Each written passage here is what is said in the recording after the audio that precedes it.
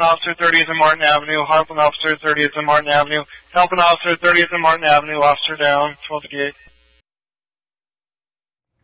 That was the broadcast just before 1 o'clock this afternoon, triggering a huge response from police. Our Brian Mastery was the first to report at the scene. He joins us live from the neighborhood west of 30th and Martin Avenue, 6 View Live. John Mallory, until today and the loss of Officer Kerry Orozco, it had been 12 years since an Omaha police officer had been killed in the line of duty. That was Officer Jason Ty Pratt in 2003. Let's take a look at the video that we captured here. As soon as we got to the scene, paramedics just after 1 doing their best to try to save the life of Officer Orozco. She had been shot, investigators say now, by Marcus Wheeler.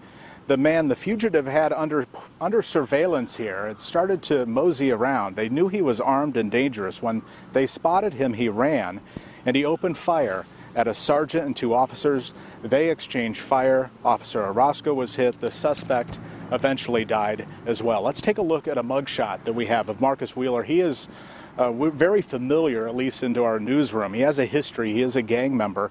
Now, a warrant was out for his arrest. He was considered armed and dangerous. We talked about this when a search warrant affidavit came out last fall.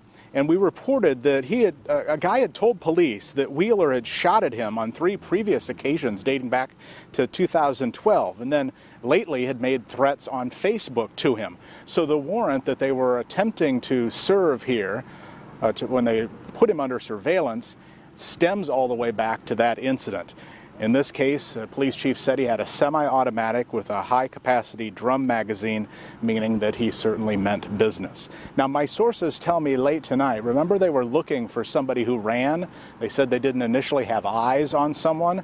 I have been told that there is a suspect in custody. We do not have other details for that. We're here at the scene. It's much less chaotic than it was here just a few hours ago. We noticed the crime lab recently putting away a lot of evidence back into the van. That could be an indicator that they're getting closer to perhaps wrapping up.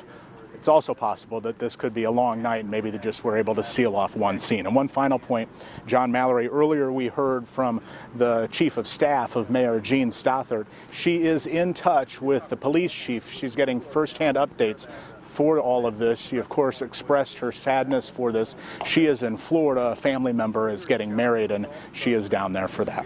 Reporting live, I'm Brian Mastery, WWT6 News.